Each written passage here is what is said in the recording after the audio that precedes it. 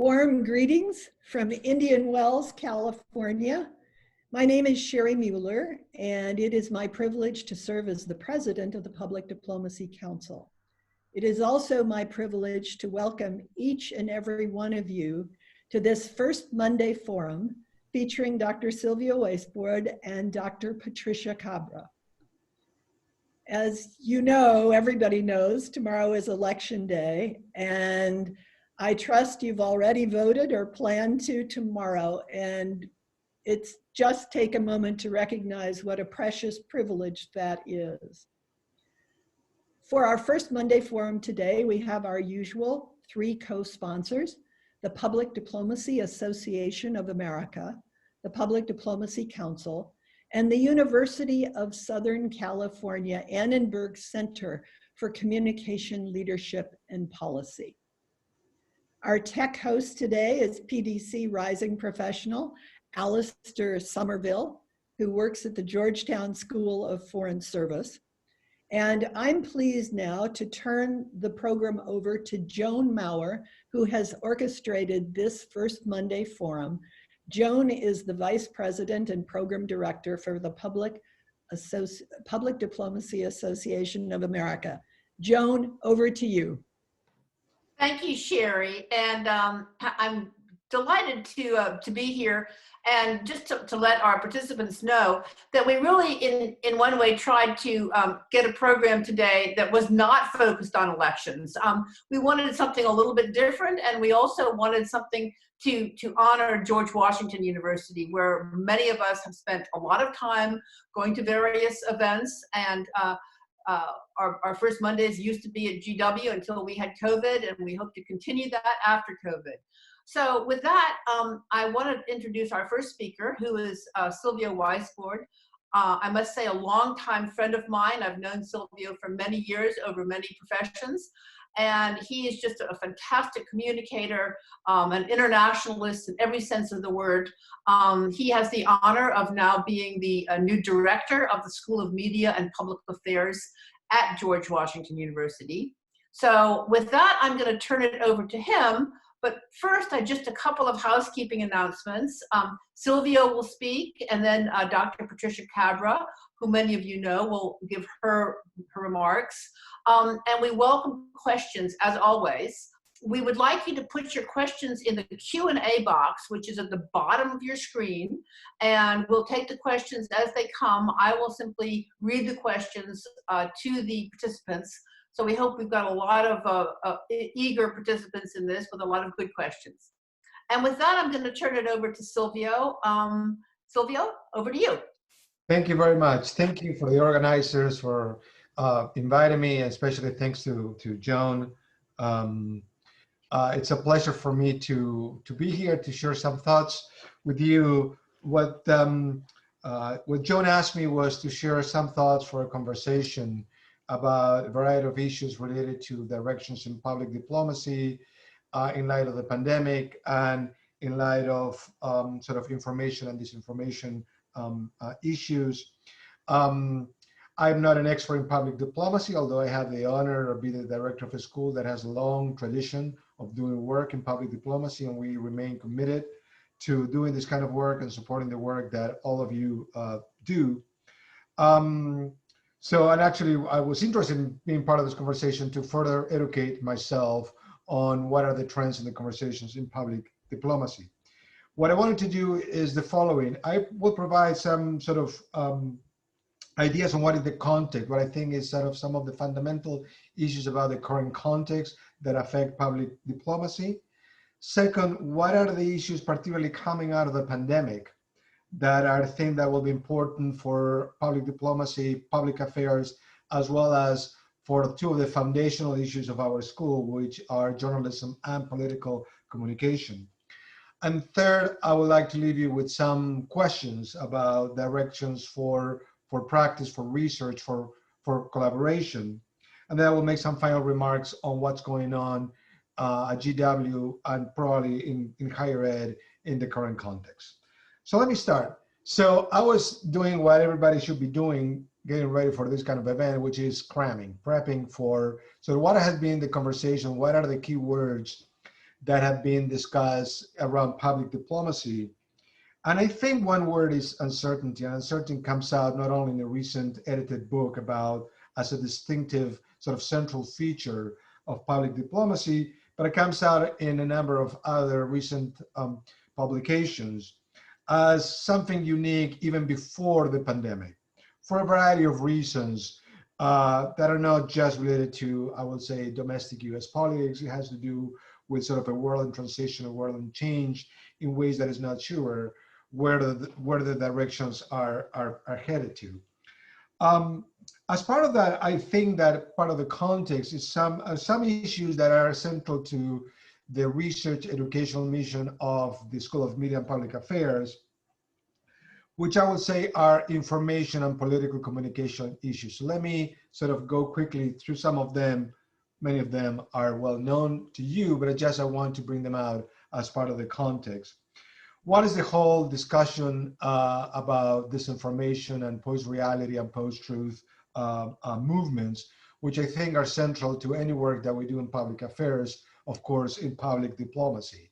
So how do we communicate in context of disinformation rather than in context that may have no idea about many of the issues that we try to communicate in public diplomacy or in public affairs? Another important trends have to do with anti-globalism, which I don't have to explain to describe what that is about, but I think that is also something in the context that we need to figure out what are the tasks of public diplomacy amid rising sentiments and movements and politics against the global order of the past decades.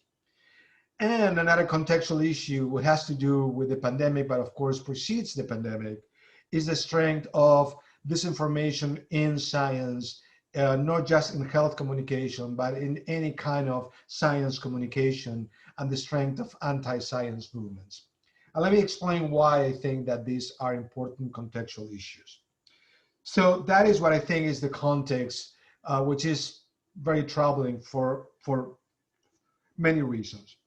Second, what I think one of the key lessons coming out of the pandemic is that health communication, science communication should be at the center of public diplomacy, international diplomacy, and any vision for a global order. The pandemic actually reminded us of the importance of health communication. It's not the first time.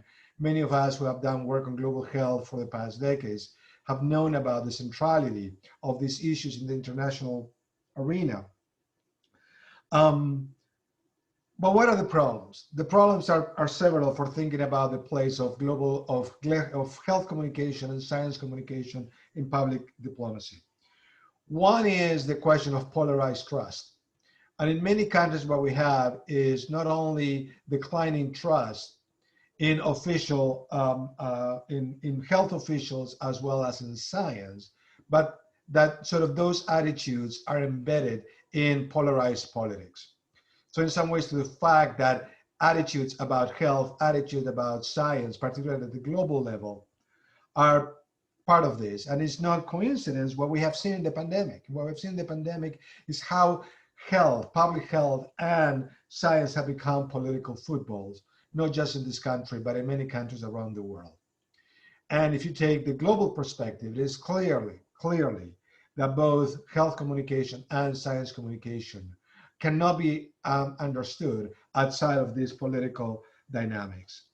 So the question is, how do we restore trust at the global level? Trust in science and health, as well as in science and global health and science institutions, or research and practice.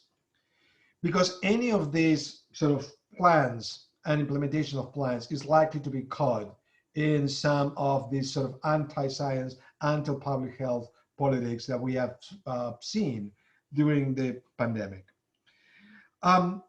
Second issue is that we need to move beyond, I will say, the traditional paradigm in both global health and global science. Let me explain this.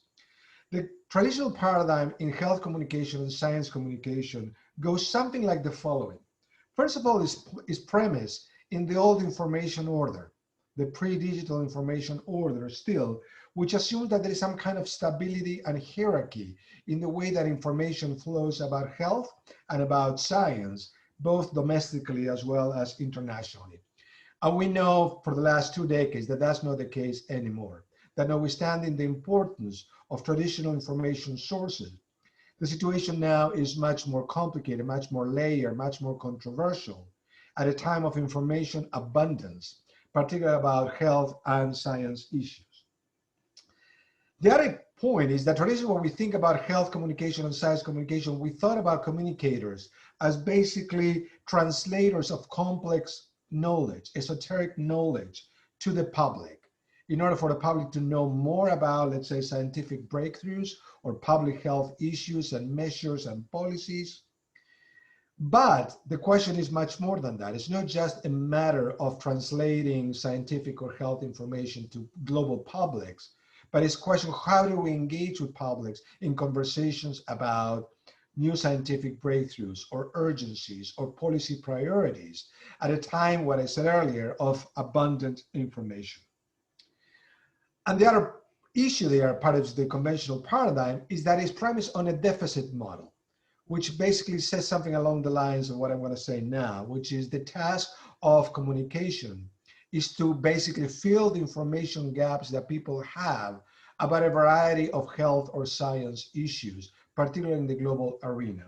And I think that premise needs to be revisited for the reason is that we know, and the pandemic again is a wonderful and terrifying examples about this, that people don't wait to be informed by conventional communicators in order to develop opinions, attitudes, actions about a range of global health and global science issues. And that is troubling for a number of reasons. Let me tell you one of my favorite reasons why this is all troubling. It's troubling because we cannot think about addressing some of the fundamental global problems that we are confronted with clear information and communication around health and science. What is about energy? What is about climate change? What is about immunization issues?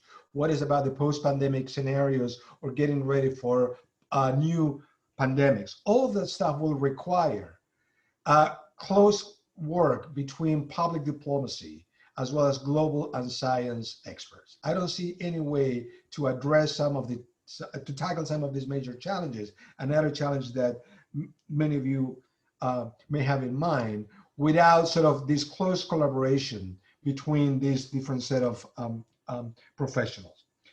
That is what I think is some of the challenges that we're facing now, and the pandemic in some ways remind us of these challenges. They are not completely new challenges, but it shows how important they are. So I want to leave you with some questions. My question is, first, how do we strengthen global health and science institutions that work closely around the public diplomacy at a time of challenges for global and science experts, at a time of new challenges in a global world? Second, what should be, what could be the leadership role of the United States in this scenario?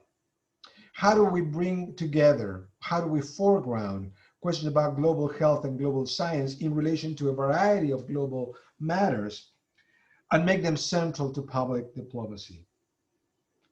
And third, how do we make this whole paradigm in health communication and science communication more nuanced, more updated to the challenges that I mentioned earlier, the challenges of misinformation, the challenges of mistrust, the challenges how quickly these issues become politicized, I will say in a negative way. I could go on, but those are to me some of these questions that come to mind, that from what I read and what I've heard from many of the colleagues, including many of you from whom I learned so much over the years, I don't think we have clear answers to that question. On our side at GW, what I mentioned earlier, we remain fully committed to continue to support research, teaching, and conversations, convening conversations around public diplomacy. But increasingly, I think that questions about misinformation in health communication and science information should be central. Part of the challenge that we have, as many other universities, is that we are working in an online environment. We're doing classes online. Spring semester will be online. There's no clarity what's going to happen. That is one of the main challenges, because everything that we do has to be readjusted. I would love to do what Joan mentioned earlier, to have all of you on campus, to have this conversation in person. That will have to wait until next time. Second is the financial impact of COVID on higher education. We know huge financial hit that entire economies have been taken because of COVID around the world, but higher education has been sort of severely affected for a number of reasons. And to me, that's another reason for uncertainty. We don't know what higher education will look like on the other side after we control COVID. What the new university will look like in a transition to a post-COVID. I think we don't know that. And I'm going to say that I'm concerned, but actually I would like to know more about what that will look like, even though we remain committed to these issues intellectually and practically. So I would like to stop here. Again, my intention was just to suggest a few sort of lines of thought and for our conversation. Thank you very much. Thank you, Silvio. That was a great wrap up. And I see our chat, our question and answer box has already got a number of questions for you. So I think very thought provoking. I'd like to turn it over now to Dr. Patricia Kabra, who I'm sure is well known to at least the former Foreign Service officers. She was a distinguished Foreign Service officer, has been a Deputy Assistant Secretary, and is now teaching graduate level public diplomacy at George Washington's Institute for Public Diplomacy and Global Communications. So with Patricia, I'd like to turn it over to you and have you talk a little bit about where you see the profession going and the kind of sort of put in perspective how all of these changes are affecting the students in your life. Well, thank you very much. And just one correction, I was never a Deputy Assistant Secretary, but thank you for the promotion. It's never too late. As I was listening to Silvio, I thought I'd tell a little story before I start into talking about the Institute of Public Diplomacy and Global Communications and the master's degree program at GW and my students. I recently was contacted by one of my previous students who was a Ph.D. student from Howard on a consortium exchange studying at GW for one semester, who wanted to take the course related to public diplomacy a year ago. And his expertise in his dissertation is on narratives. So he reached out to me recently and we exchanged a few emails, and currently he is employed by Howard on a joint research project with UCLA on COVID communications and looking at the narratives, especially in minority communities. So I find it's really interesting that we have Silvio point out the connection that can be made between public diplomacy, traditional communications analysis like narratives, and COVID and audiences, because certainly that fits so well into what we're talking about today. For some of you who may not know the structure at GW, I just wanted to say a couple of things and put it in context, which is that there is an Institute for Public Diplomacy and Global Communications at GW that was founded, I think, in 2001. The current chair or director is Professor Janet Steele, who is a professor of journalism in the School of Media and Public Affairs. Previously, it was Sean Ade. And they host a public diplomacy fellow. This year, it's Amelia Puma. In the past, we've had Carl Stoltz, that some of you might know, Tom Miller, Jonathan Hennick, and Mark Taplin, amongst many. And they usually teach an undergraduate course in public diplomacy. And what I do is I teach the graduate course in public diplomacy, which is part of the master's degree in global communications. that program, that institute and that global comms major is a joint venture, one could say, between SMPA, the School of Media and Public Affairs, and the Elliott School. So I have a foot in both schools, and their global comms major has various different fields that you can study in it with concentrations, and one of those concentrations is public diplomacy under the global issues. They also have regional specialties, so most of the students are, either they study the Middle East or Europe, and they do a capstone project, which usually has some kind of communication component to it, and often is a public diplomacy focused project. Part of this was made possible, and a lot of the activities of the Institute were made possible by the Walter Roberts Endowment, which I currently chair, and which I follow in the footsteps of many of my venerable colleagues, including Bruce Gregory, who was very active in that. And so we still have a committee that is in charge of that, and through that there's a lot of things funded for the Institute, such as having an annual speaker, and Bruce Wharton was the speaker the year before last, and last time it was Nye, and an award for a member of Congress to do a project in a public diplomacy project with their district, who has contributed a lot to support public diplomacy. The first awardee was Senator Corker, and also an award for student. And this past year we started to help fund internships. As COVID took off, we realized that students needed more funding. I follow in the footsteps of many other public diplomacy officers from the State Department who have taught the graduate program. Bruce Gregory, Betsy Whitaker, Jim Bullock. Tom Millis still teaches a course in narratives in the springtime. And I teach the public diplomacy seminar, communication and modern diplomacy, and the media and foreign affairs or foreign policy course, which I usually call media, public opinion and foreign policy. So Yvonne O is the Institute's coordinator, and she was a previous locally employed staff in Malaysia. So we have a lot of people who are involved in putting this whole thing together. So my current class is virtual. And as I told my students at the very beginning, what a wonderful experiment, since all of the embassies around the world, not just the US embassies, but embassies from other countries, are doing a lot of virtual programming too. And that course is sort of a hands-on practicum, where the students walk through everything from a media strategy to designing a cultural program and doing a final strategic plan of some sort for an activity. In this case, it's going to be a virtual one.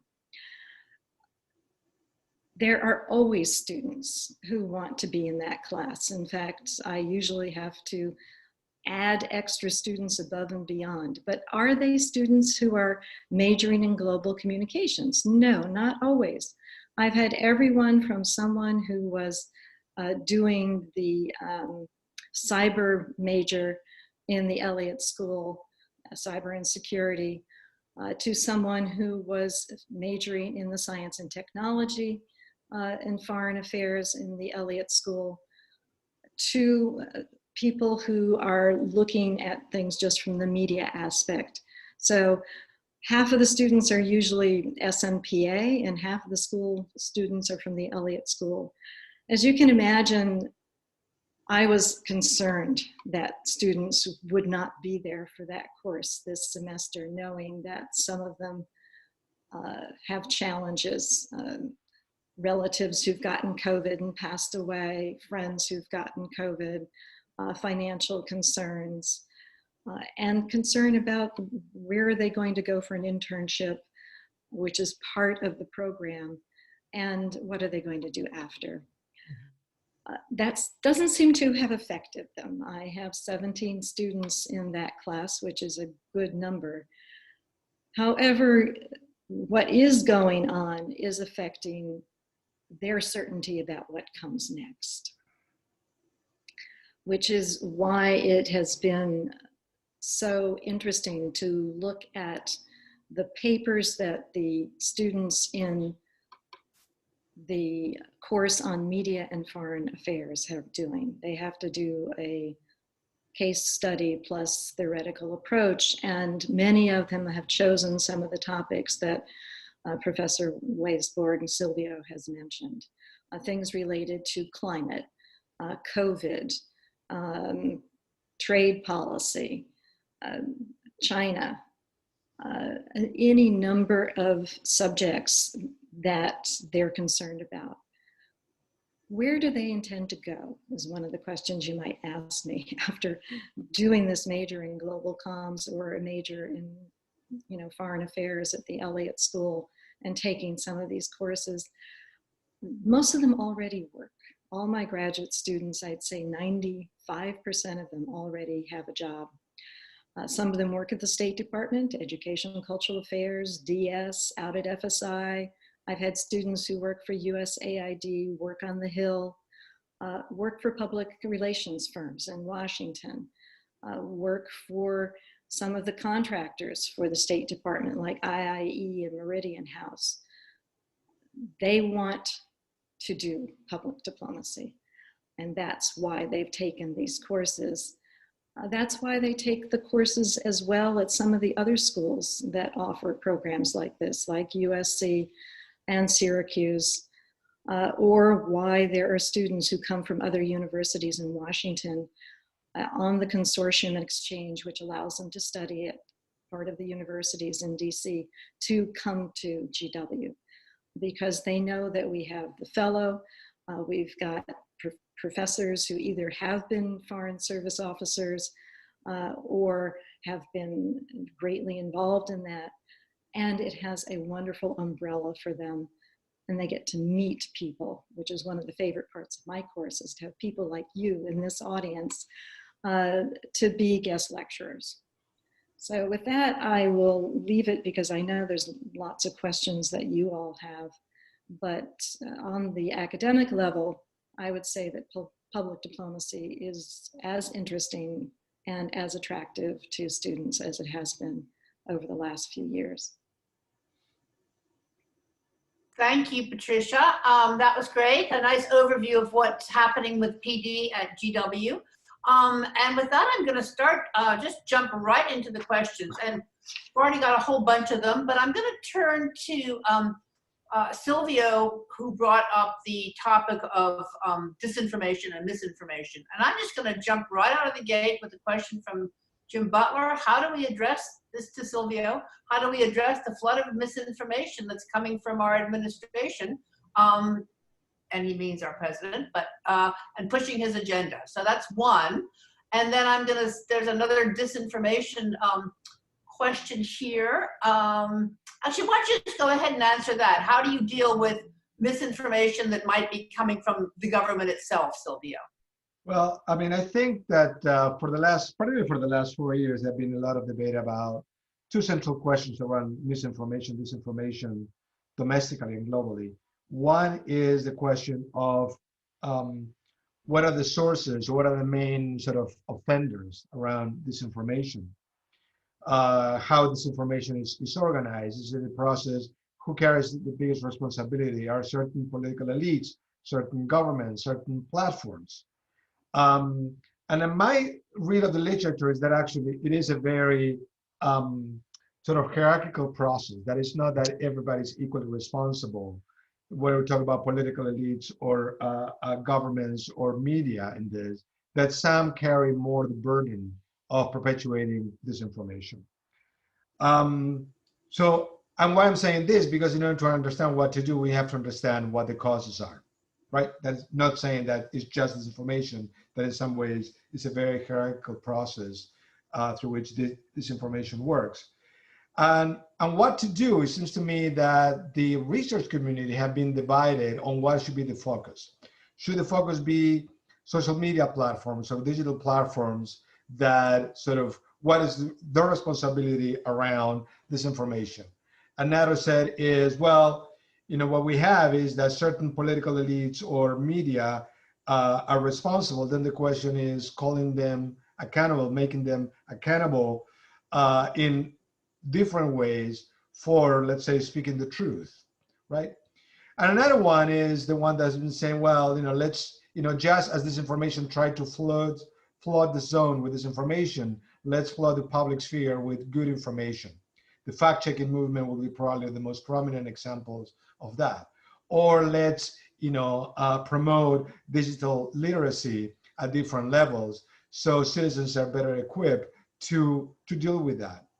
I think, I mean, my sense of that is that this conversation is sort of spread in very different reasons. And it's not clear that actually one set of approaches will be completely effective to sort of tame the tide of misinformation. That is sort of the context for what it is. So that's, I mean, it's another way, probably a long-winded way of saying there's no easy ways to say if the government or certain governments are responsible for disinformation, what are effective ways of stopping that? That is outside of these sort of approaches that I just mentioned. All right, Silvio, I'm going to be a little more specific, and this comes from Greta Morris. You're a public diplomacy official overseas, and there's misinformation, either climate change, COVID. How do you deal with that issue? How do you translate that? How do you make sure that the people that you're speaking to in your job get the right information? And again, it's from Greta Morris. Right. So I will assume, and you know this better than I do, how political that is, in case you want to provide information or produce talking points that differ from what the official line is on whatever issue it is. So I mean, you can counter whatever this information with more factual information or information that will complement or sometimes will rebut other kinds of information. Because you believe that as a public information officer, as a public diplomacy a professional, that's where your ethics are. And that is okay. The question is, how does it work in a specific institutional context when probably the same organization, institution, agency is providing contradictory information on a variety of issues like the ones that I mentioned earlier, in which, let's say, there is some consensus among science or among public health experts, rather than an open state of controversy or deliberation. On some issues, scientists will recognize, yes, there are some issues that we are not so sure and further research is needed. But on some issues, there is widespread scientific consensus. So I will think that it's incumbent upon a public information officer, at least to supplement with information that might criticize or rebut some information that is clearly designed to disinform people rather than providing what the state of the art around particular technical or scientific issues is. Thank you, Silvio. This is for Patricia and comes from Peter Kovic. And Peter said that it was interesting to hear about GW's structure with public diplomacy, but he's interested in asking both Patricia and Silvio, what type of research is being done into public diplomacy? What are some of the theoretical subjects that are being studied? And that also, that same question is echoed somewhat by Karen Walker, and she is asking, what are the theoretical foundations of public diplomacy, and where do you go when you're looking for real research, and how should the study of it proceed? So I'm going to let you take that, Patricia. Oh, thank you, Peter. Thank you, Karen. In terms of research, the GW in and of itself has had some research published on the Institute's website. Bruce Gregory published a paper. There was a paper with Shauna Day regarding the Arab Spring and media and audience. So there are things that are being done at the university. Next year, it looks like the university will be hosting a Fulbright scholar who's looking at research related to women and public diplomacy. So there are some researchers at the university, but there is no PhD program at GW in global comms.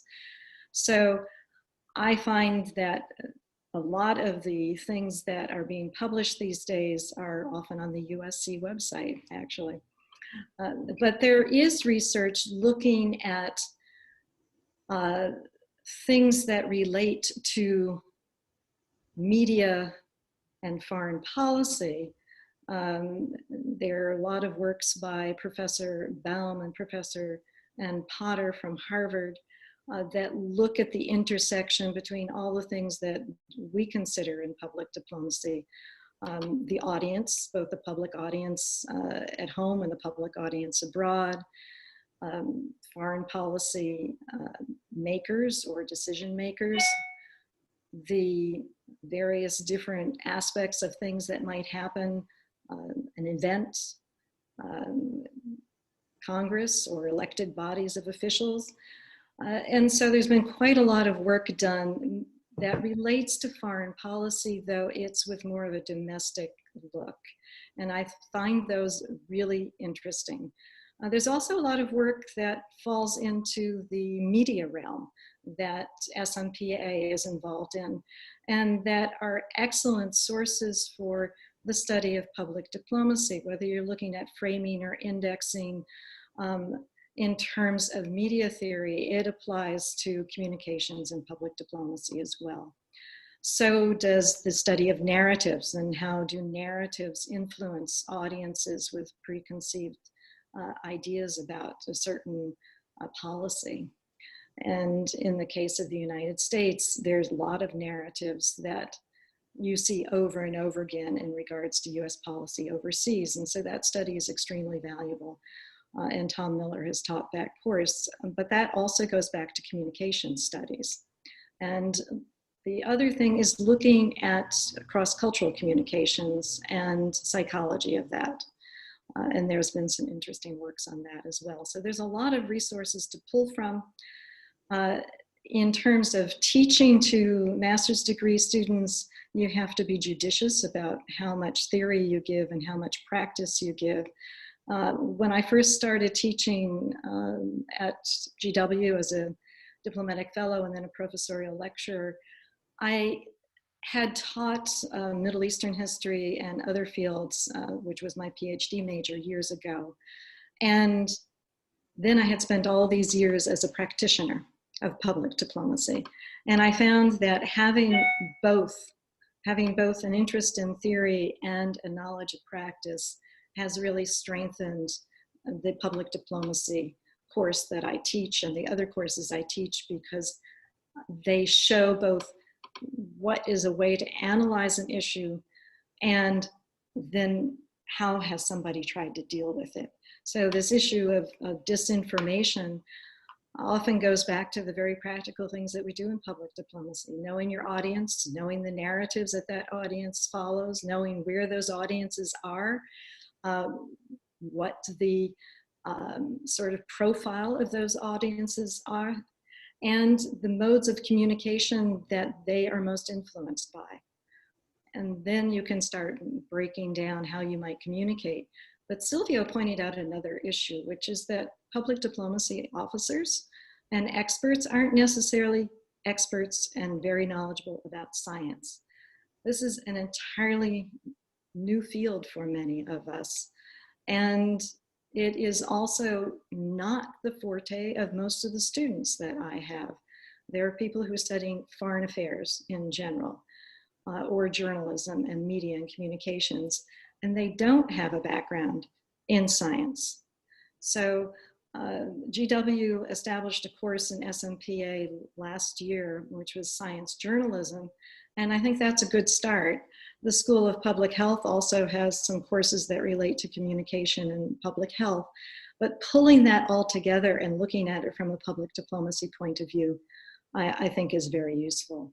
Everyone knows, of course, the State Department has the Office of Environment Science, and it has public diplomacy operating out of that, but it's going to become more and more of an issue, I think, as we move forward, not just on the health aspects of science, but other kinds of technological aspects. And we don't know enough about those subject matters. Yeah, that's a great point. I think the lack of, with journalism in general, that journalists don't really understand science, and that's going to be a whole new and burgeoning field. I want to turn to a question from Mike Anderson here, which I think goes to the heart of what both of you are doing, which is, I know Pat mentioned a number of her students already have jobs, but what's the future? What are people going into? What kind of jobs are they looking for? And this is maybe for you, Silvio. Are they want to go into regular PR? Do they want to go to the State Department? Do you have any kind of sense of where this leads, where these majors lead to? My sense is better about sort of our grads in general, not just in public diplomacy. So I can give you a sense of what's going on there. Maybe Pat can give you a better sense about our grads in public diplomacy, global communication, are actually heading. So Pat, if you don't mind, why don't you go first, and then I follow with sort of our students in general, where they sort of place it. Sure. You know, I always ask the students about what are their career goals, and anywhere from 35 to 50% of them are interested in the Foreign Service. Over the last few years, I've had a number of students get into the A100 class. I've had some other students who have been hired by the State Department as civil service. The other group of students, it all depends on the semester. Some of them continue to rise in the field of PR and public affairs. I've had public affairs deputies or people in shops for large companies who want to get a promotion. I've also had foreign diplomats in my course, both the public diplomacy course as well as the other two courses over the last few years, who've taken, you know, their equivalent of leave without pay, or in some cases their embassies pay them, and they do the 2-year program, and then often are stationed in Washington after that. So they also have a job that they're going into. Some students really want to go into overseas, international, global things. I have one student who wants to apply for the UN this semester. I've had a student who worked for UNESCO, another one who was interested in USAID. So a lot of them have things that they're interested that are government related, but then there's a lot of them that want to work for NGOs, human rights NGOs, or NGOs that have some kind of global reach.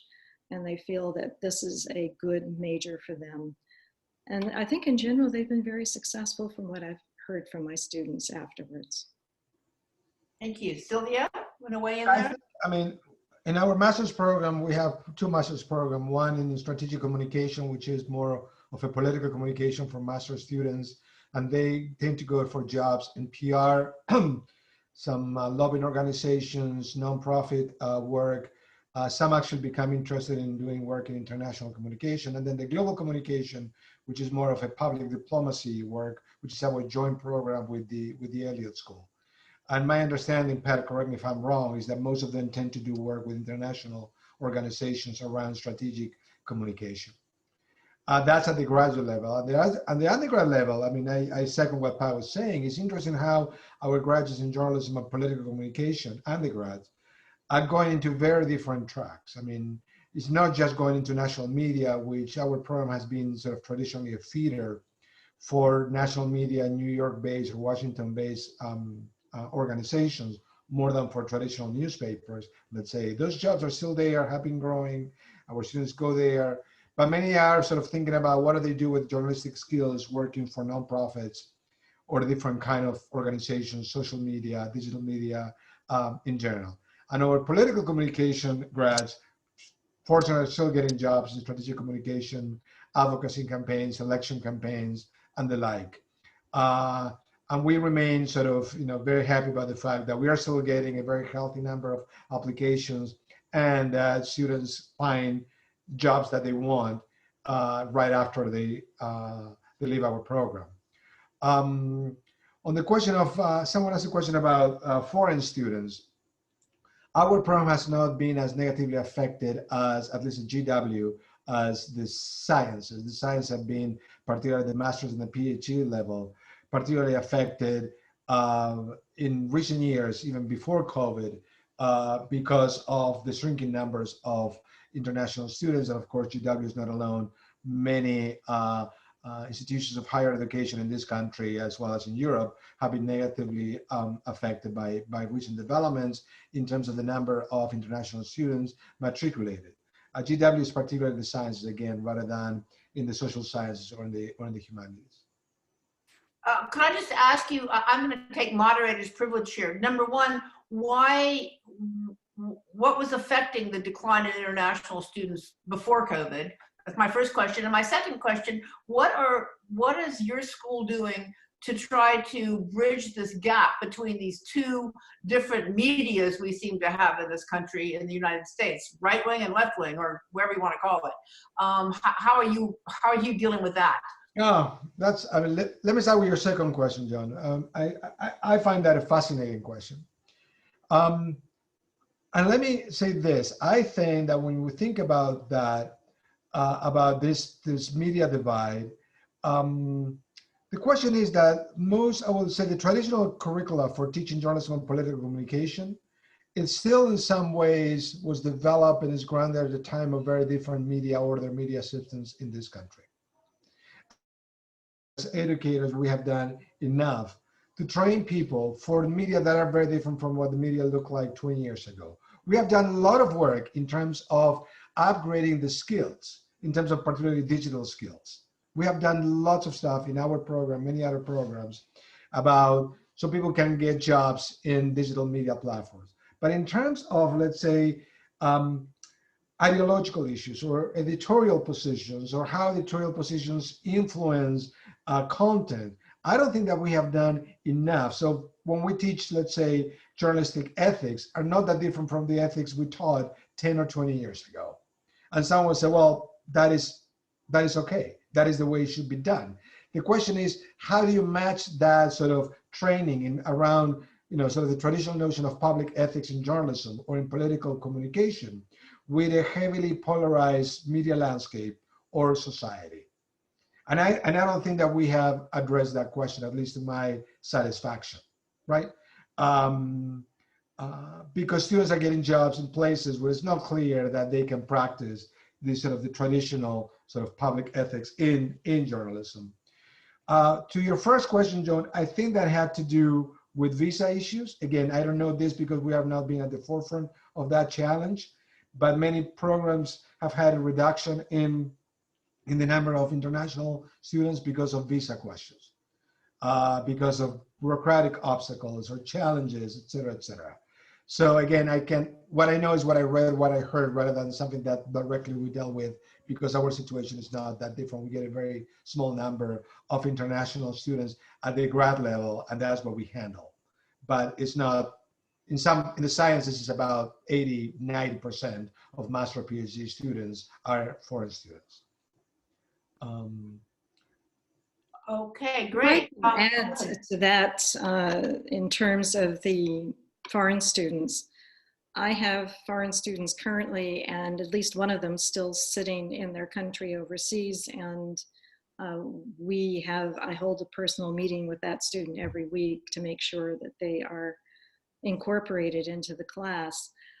It's a little bit easier, I think, for programs like Foreign Affairs and journalism to do that than it is when you have science students who have science labs and need certain kinds of facilities for the programs that they're involved in. But I wanted to say something else, which is that the students that I have seen at GW are passionate about these things. They are passionate about the value of public diplomacy, the value of journalism, and the issues. And I find it really very encouraging and heartwarming, in fact, that I get to see so much enthusiasm. A couple of weeks ago, I did a mock press conference in my public diplomacy course, and the students were totally involved. The journalist, the spokesperson, all of the advisors for both sides, and that you can do some really interesting things virtually to keep that enthusiasm going. But the question is going to be, how many semesters are you going to be able to do that? And how many students are going to start having financial difficulties, which then translates into the university having issues. GW received new funding for a new endowment, and they're translating that into supporting students, which I think is really very wise. And the Walter Roberts Endowment is going to continue with its support for internships in order to help out on the financial side.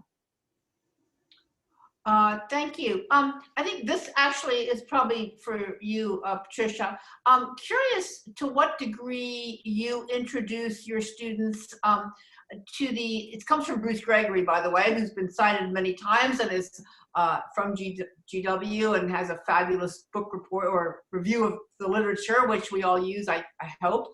But Bruce wants to know to what degree you are introducing the students to other parts of government that do public diplomacy. I mean, now we're seeing, you know, HHS and DEA and all these people sort of getting into the field. What's your involvement with other government agencies besides State Department? Well, Bruce, I certainly use your work and talk about everybody doing public diplomacy, which is one of the requisite readings for all of the students, because I totally agree that public diplomacy has become much broader and wider than just the State Department. And so not only do we take a look in the public diplomacy course, but in the communication and modern diplomacy course in particular, at which parts of the government are doing different kinds of communication. And I then have brought speakers who have some relationship to working on the Hill, or who have been ambassadors overseeing multiple different agencies who've been involved, from USAID.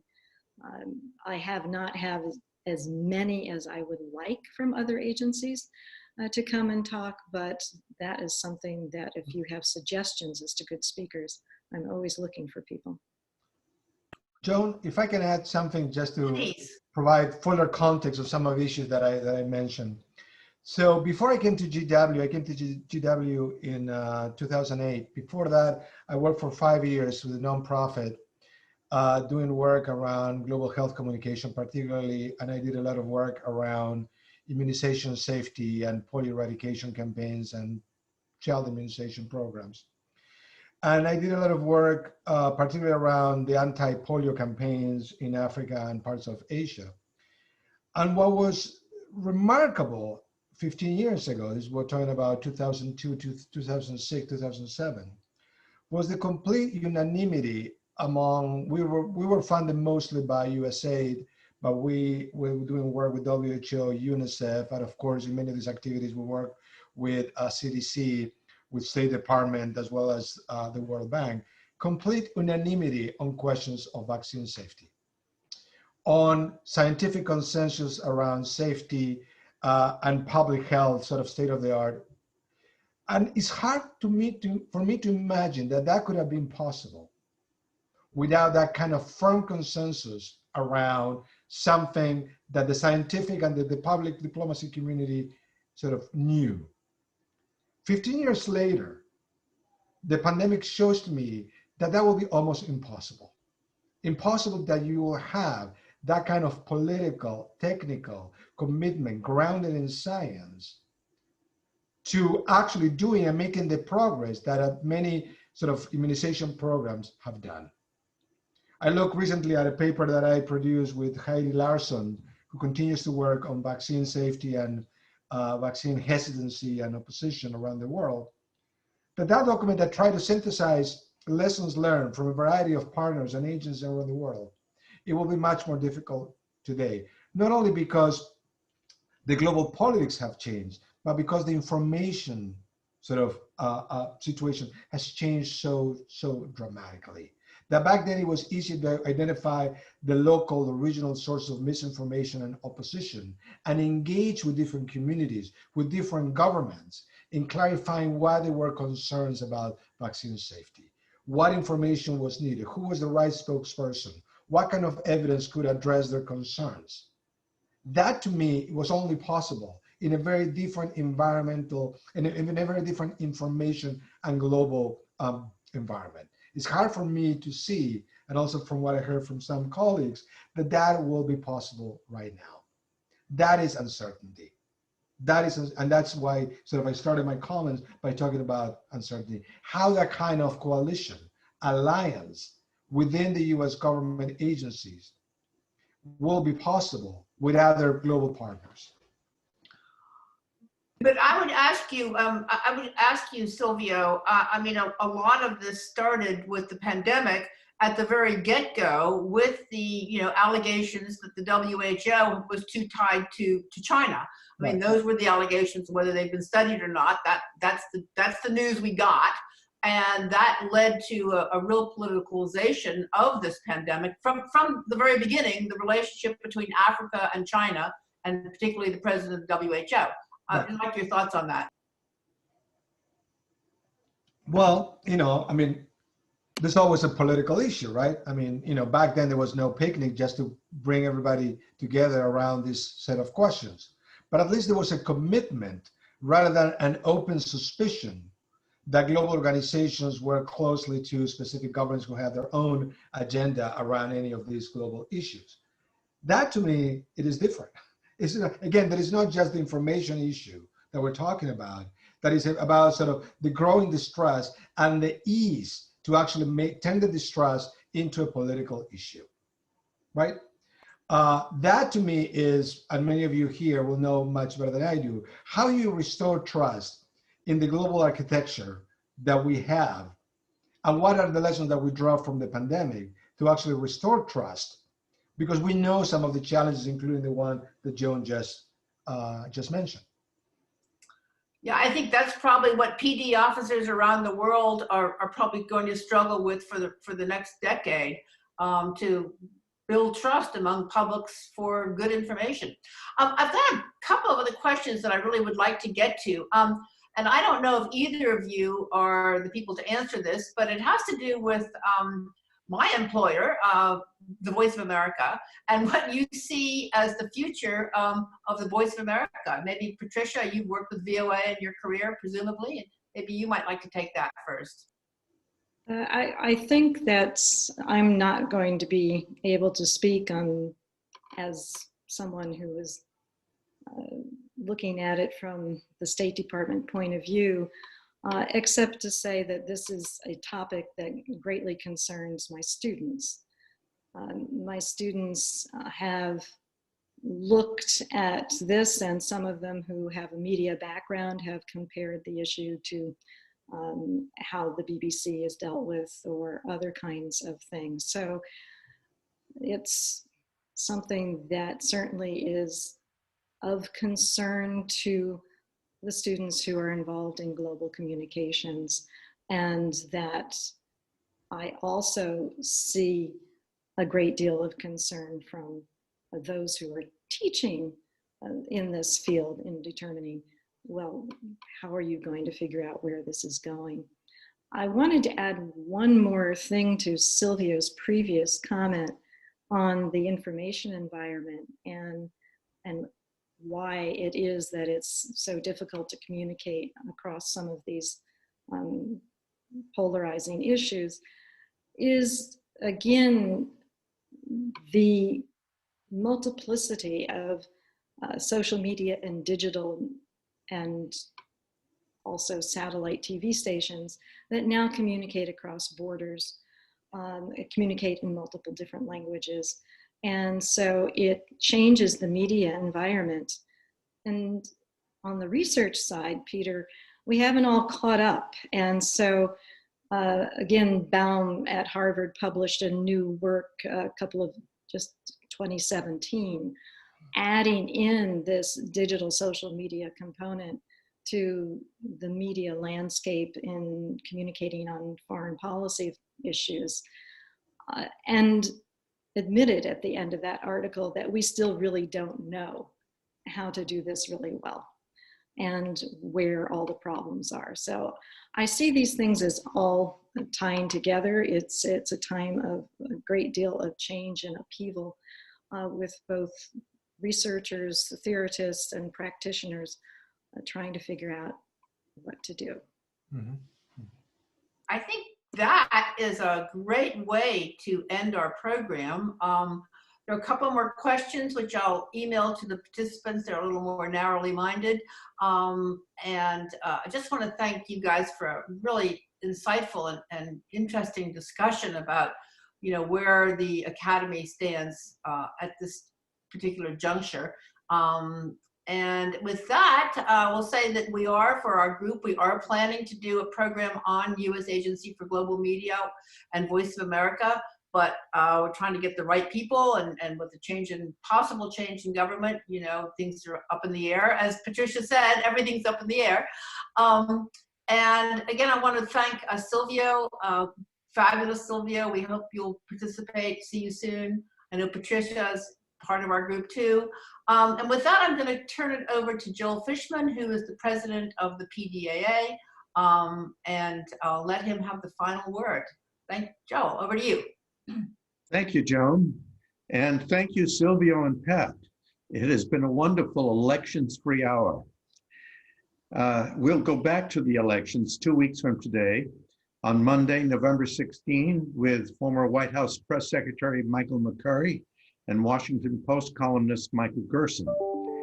This program is open to all members of PDAA and PDC, but is limited to 100 users. So look for another notice in your inbox and sign up as soon as you see that. 1 month from today, December 7, the first Monday, will feature Robert Daly of the Wilson Center addressing issues on China and the US. And finally, as Sherry said at the beginning, the big privilege we have now is voting. So if you haven't already done so, meanwhile, see you 2 weeks from today, and thank you.